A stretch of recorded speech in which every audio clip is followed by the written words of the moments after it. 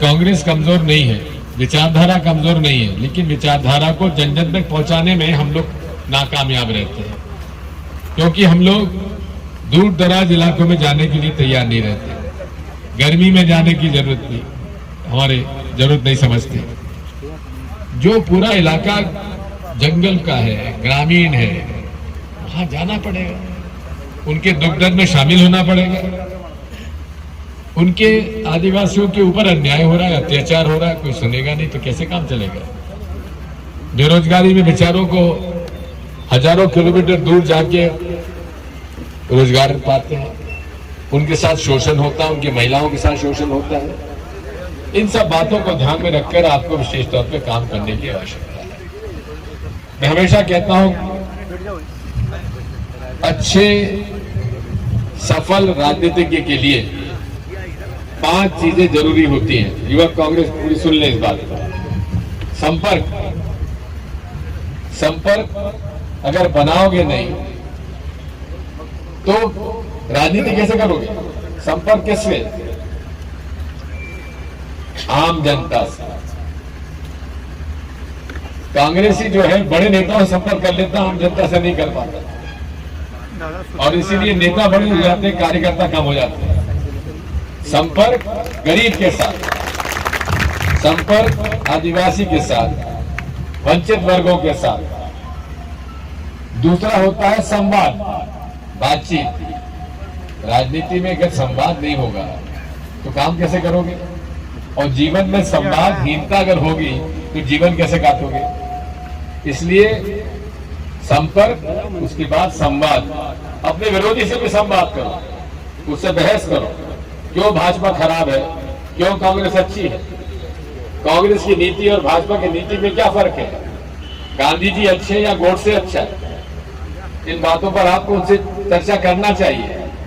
भाजपा जो है गांधी जी के फोटो पे माला पहनाएगी, लेकिन करेगी वो सब जो गांधी जी कभी चाहते नहीं थे, करेगी वो सब जो गोडसे को पसंद था। हिंसा, हत्या, अपराध, इन सब पर हमको चर्चा करने की जरूरत है। तीसरा है समन्वय। अगर समन्वय नहीं रखोगे राजनीति कैसे करोगे? टीम अगर बनाना है कांग्रेस की तो समन्वय करना पड़ेगा। जो लोग आपके विरोधी हैं उनसे भी समन्वय करो, समन्वय के साथ सामंजस्य। जो विरोधी है उससे भी सामंजस्य बिठाकर कांग्रेस की विचारधारा के साथ उसको जोड़ो। और आखिरी है सकारात्मक सोच। सकारात्मक सोच अगर नहीं होगा तो लड़ो कैसे? हम अगर पहले ही हार मान लेते कि हम तो जीत नहीं रहे तो फिर काम कैसे चलेगा? इसलिए इन 5 सूत्रों को जहां बुरी तरह से हारते हैं उन्हें चिन्हित करो, उनके पास जाओ, चर्चा करो, कांग्रेस की नीति और कार्यक्रम की बात करो। अरे कांग्रेस आती है तो सस्ती बिजली हो जाती है, भाजपा आती है तो बिजली महंगी हो जाती है, कांग्रेस आती है तो कर्जा माफ करती है और ये कर्जा चढ़वा देते हैं। हर तरह से ये लोग परेशान करते हैं। साथियों, आज इस अवसर पर यह हमारी शुरुआत, इस बारे में चिंतन करो, आपके बच्चों का भविष्य क्या हो रहा है? लोग मजदूरी कर रहे हैं, उनको पढ़ाई की व्यवस्था नहीं है, कई सरकारी स्कूल बंद कर दिए गए। हमारे कार्यकाल में हर 1 किलोमीटर पर स्कूल हमने खुलवा दिया, गुरुजी बनवा दिए थे, पंचायत कर्मी, शिक्षक कर्मी सब बनवा दिए थे। कहाँ के बच्चों को नौकरी मिली थी? आपके गांव के लोगों को, आपके ब्लॉक के लोगों को। कोई जनपद का उस समय का अध्यक्ष उपाध्यक्ष मौजूद है क्या? लक्ष्मण पटेल कहाँ है?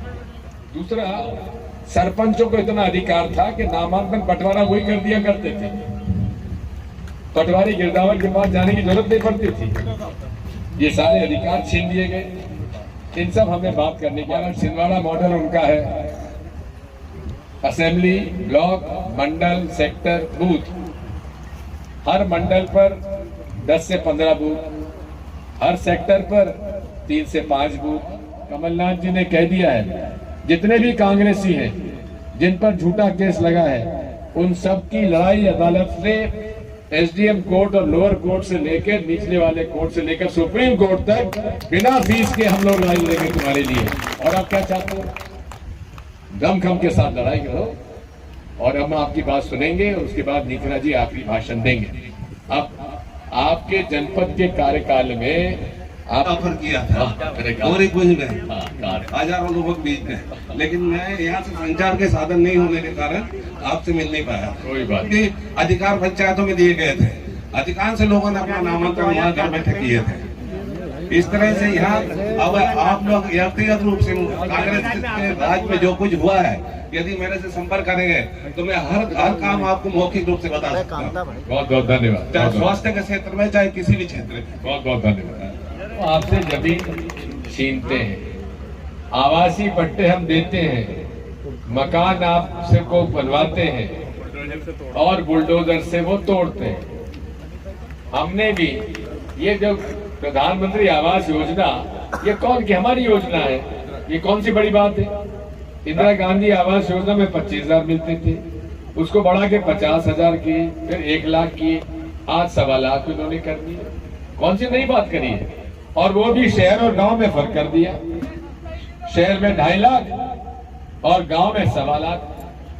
क्या उसमें गांव में मकान बनाना क्या सस्ता है क्या, और ज्यादा महंगा? डिमांड करता हूं कि पिछले वर्ष सुखराम सालवे जी चुनाव यहाँ से जीत जाते, लेकिन हमारी थोड़ी सी कमी रह गई कि जो बूथ पे कार्यकर्ता थे वो नहीं है। और इस वर्ष युवा कांग्रेस ने बहुत जी जान से मेहनत की है, और जहां पर टीम नहीं है वहां पे 10 से 12-15 कार्यकर्ता युवा कांग्रेस के बैठे हुए हैं। मैं आपको ये विश्वास दिलाता हूं, और इस बार युवा कांग्रेस भी टिकट मांग रही है। ये देखो युवा कांग्रेस की ताकत, कांग्रेस पार्टी की हवा का झोंका था ये युवा कांग्रेस का। आप अपने अपने स्थान पर बैठ जाइए, जिंदाबाद, बैठ जाइए। सभी कार्यकर्ताओं से निवेदन है, बैठ जाइए। जबरदस्त भाषण से, हवा की तेज झोंके से हम लोग एक परेशान हो गए, लेकिन कायम रखो, इस बार विजय शाह को इसी हवा में गिराना है।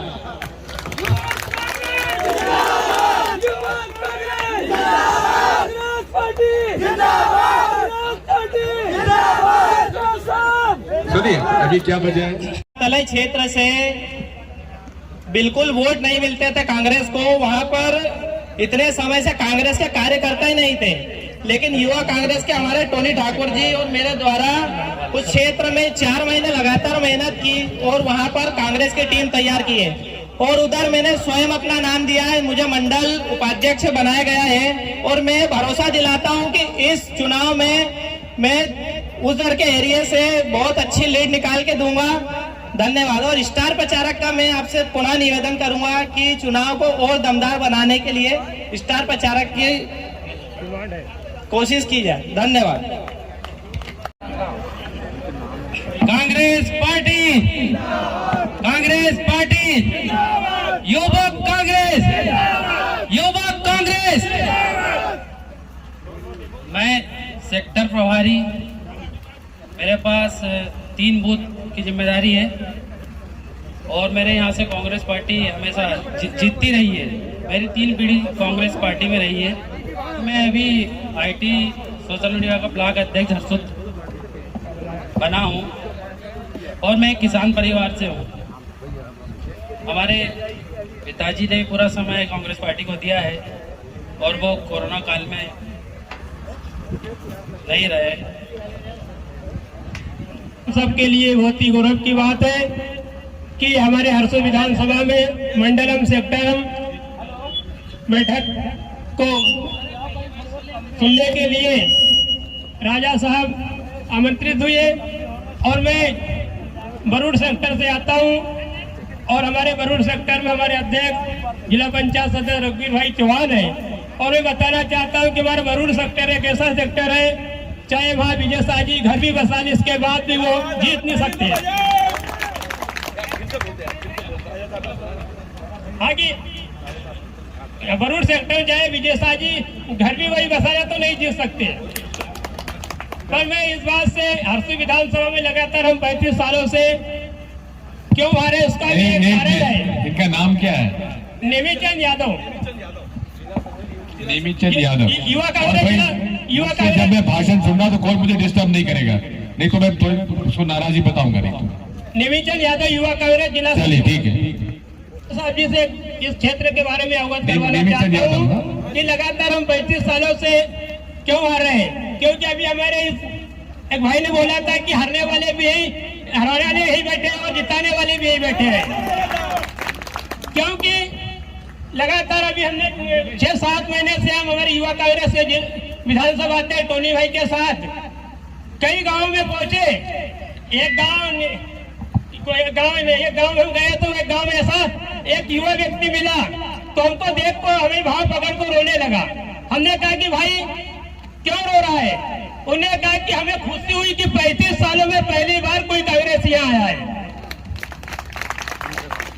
तो वास्तव में मेरे साथियों हमने उनको बताया, हमने कहा कि क्या बड़ा, उन्होंने कहा कि हमारी मजबूरी रही है कि कोई हमें आज तक हमारे बीच नहीं आ पाया तो मजबूरी में हम बीजेपी में हो गए।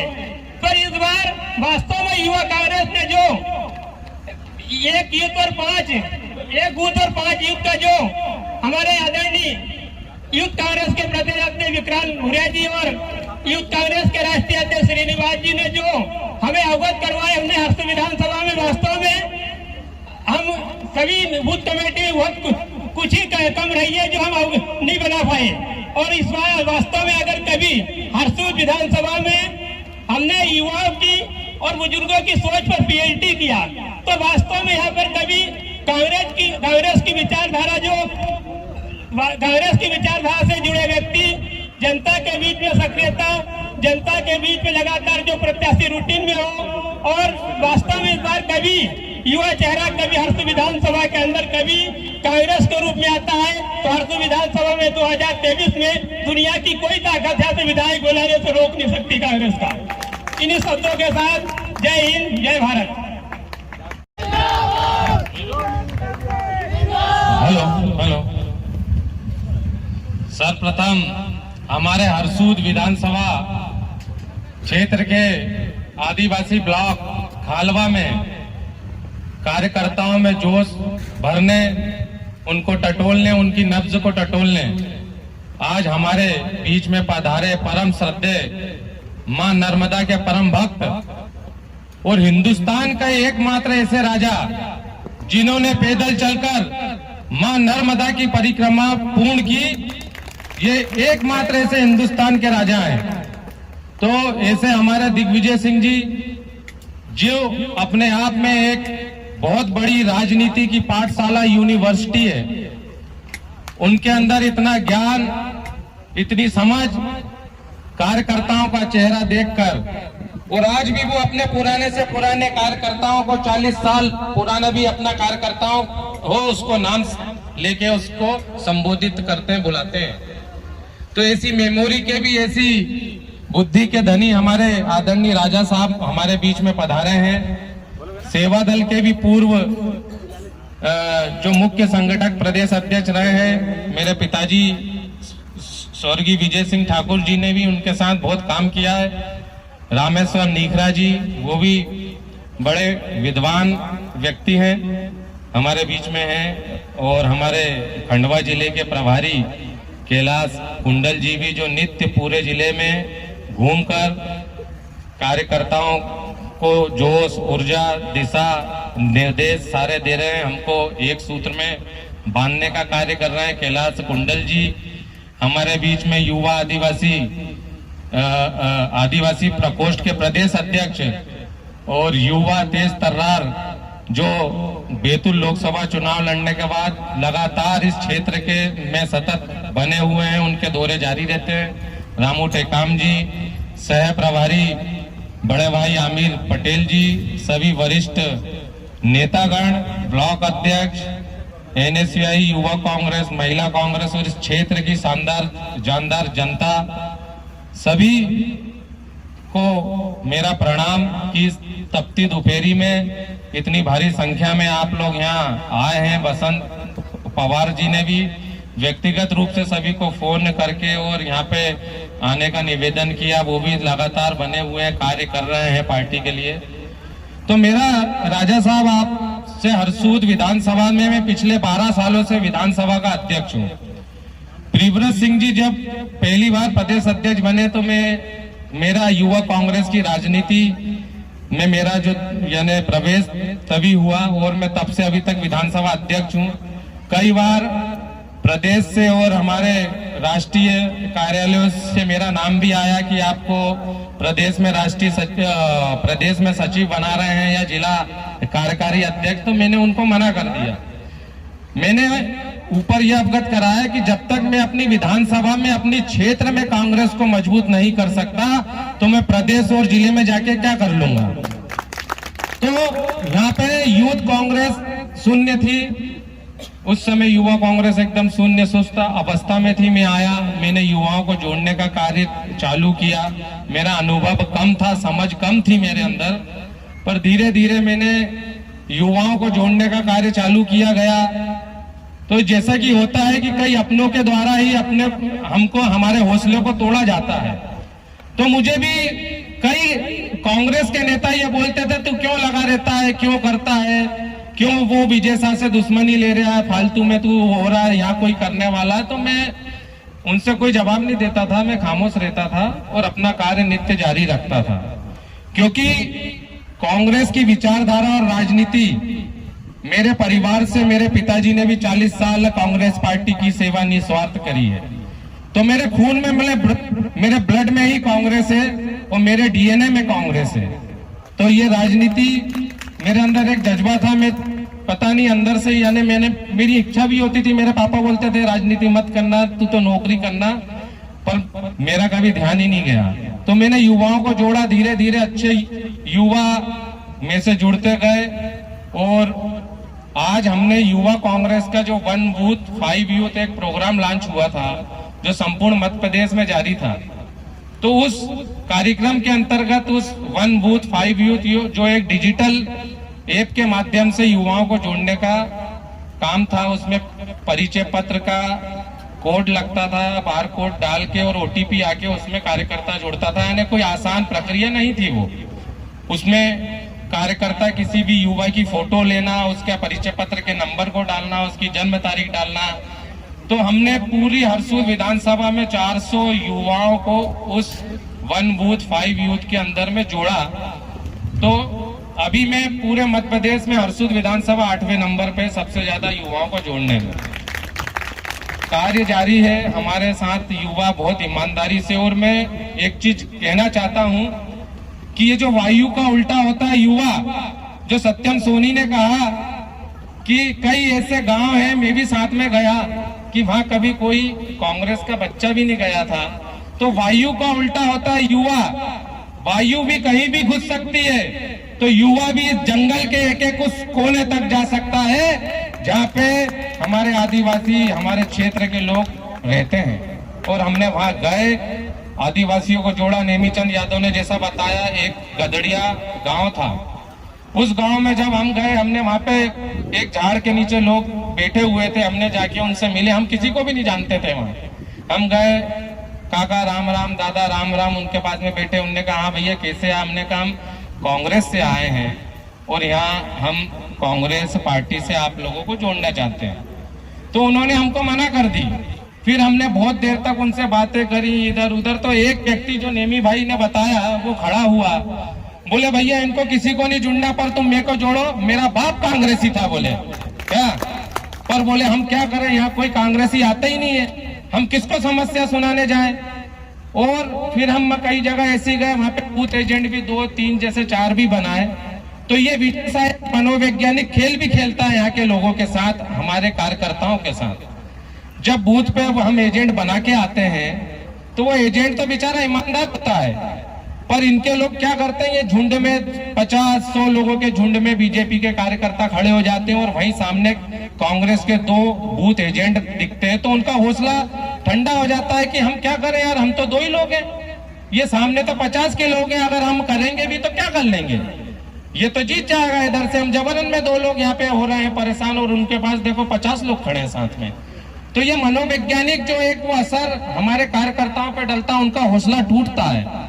तो मैं अपने युवा साथियों को ये भी बताना चाहता हूं कि अपने हौसले को मजबूत रखो, अपने आत्मबल को मजबूत रखो। अगर आप आज 1 हो 2 हो, आप 50 भी होंगे और 100 भी बनोगे, लेकिन आपको दृढ़ इच्छा शक्ति सबको दिखानी है। परिवर्तन पूरे मध्य प्रदेश में है और मध्य प्रदेश की समस्त आदिवासी सीटों पे बहुत परिवर्तन है, ये सर्वे रिपोर्ट बता रही है। उसी तर्ज पे हरसूद विधानसभा में भी परिवर्तन है, लेकिन उस परिवर्तन को हमें भुनाना है। हम कांग्रेसियों की एक गलती यही रहती है कि हम सिर्फ इस इंतजार में रहते हैं कि जनता अपने आप हमको जिता दे, विजय शाह से परेशान होके, विजय शाह से प्रताड़ित हो दे, तो ये संभव नहीं है।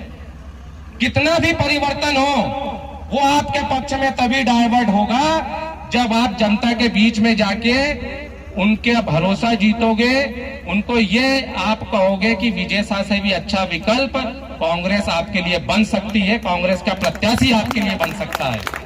जब उनको विकल्प नजर आएगा, एक मजबूती नजर आएगी और उनको लगेगा कि अगर ये प्रत्याशी हार भी गया तो हारने के बाद भी हमारे बीच में हमारे दुख दर्द को सुनने के लिए हमारे बीच में खड़ा रहेगा। तो हमें ऐसा प्रत्याशी भी चाहिए। जीत हार चलती रहती, 35 साल से हार रहा है, लेकिन हारने के बाद भी ये क्षेत्र में लोगों के बीच में, जनता के बीच में, कार्यकर्ताओं के बीच में वो खड़ा रहे।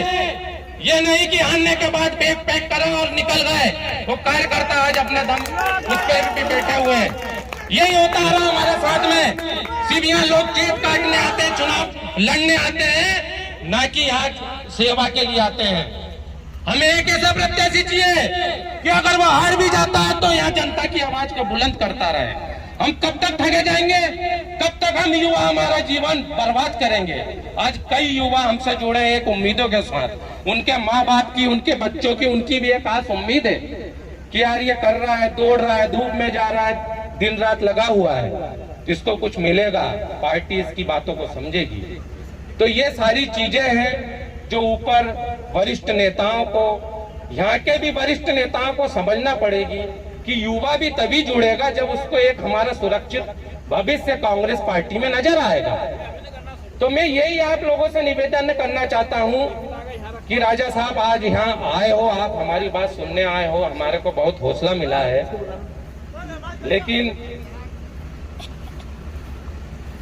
लेकिन मैं यही आपसे निवेदन है कि यहाँ पे पूरी नब्ज को टटोल कर आप बहुत सही निर्णय लें। प्रत्याशी कोई भी हो, हम तो कांग्रेसी हैं और मरते दम तक रहेंगे। हमारा बाप एक है, हमारे पिताजी ने भी दे दी, हम भी वो उससे नहीं है और हम ईमानदारी से काम भी करेंगे, हमारे युवा साथी भी करेंगे। पर राजा साहब यही निवेदन है कि कांग्रेस को यहाँ जिंदा रखना है। चुनाव तो हर 5 साल में आते हैं, लेकिन हरसूद विधानसभा में कांग्रेस कैसे स्थापित हो ये फैसला आपको करना है। प्रत्याशी का फैसले की बात नहीं कर रहा हूं मैं। फिर वही, क्योंकि प्रत्याशी मजबूत होगा तो पार्टी भी मजबूत होगी, वो लगा रहेगा, लोगों के लिए दौड़ता रहेगा, आवाज उठाता रहेगा, ज्ञापन देता रहेगा, नुक्कड़ पे जाके नारे लगाता रहेगा, पुतला जलाता रहेगा, कुछ भी छोटे छोटे कार्यक्रम जो ऊपर प्रदेश लेवल से आते हैं वो करता रहेगा। तो जनता के बीच में वो बना रहे, ऐसा एक प्रत्याशी तो लोग फिर जुड़ेंगे, कांग्रेस मजबूत होगी, पार्टी को यहाँ स्थापित करना है। अभी राजा साहब जो मैंने बूथ कमेटियां बनाई, तो उन बूथ कमेटियों का जो हमने एक टेस्ट किया था, जो अभी पंचायत चुनाव हुए थे, तो हमारे क्षेत्र से रघुवीर सिंह जी चौहान जो जिला पंचायत सदस्य बने, शायद हमारे बीच में ही हैं, उन्होंने कहा कि टोनी बूथ कमेटियां बनानी है। तो मैंने कहा भैया, जो आपके जिला पंचायत क्षेत्र में हरसूद विधानसभा में जो भी गांव पंचायतें आती हैं, वहां मेरे युवा लड़के हैं, तो पूरी रघुवीर सिंह चौहान जी की बूथ कमेटियां, जो बूथ पे जो लड़के जिला पंचायत चुनाव में बैठे थे वो हमारे युवा कांग्रेस के लड़के थे। ये चीज रघुवीर सिंह चौहान जी बता सकते हैं, बैठे हमारे बीच में। तो लड़कों ने हमारे बूथ पे काम करा और हरसूद से वो 8000 की लीड लेकर रघुवीर सिंह चौहान विजय हुए।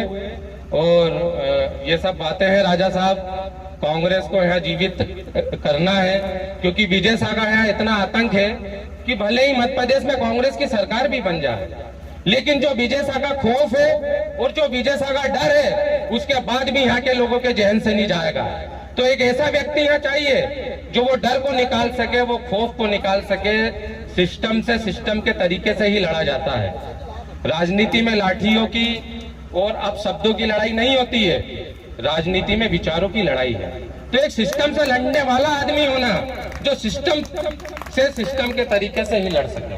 तो यही मेरा निवेदन है। मैं यही चाहता हूँ कि आपके द्वारा ऊपर प्रदेश कांग्रेस के द्वारा, हमारा राष्ट्रीय नेतृत्व के द्वारा, हमारे नेताओं के द्वारा एक सही निर्णय लेके एक सही प्रत्याशी का यहाँ आप चयन करेंगे। धन्यवाद। बहुत बहुत धन्यवाद टोनी भाई।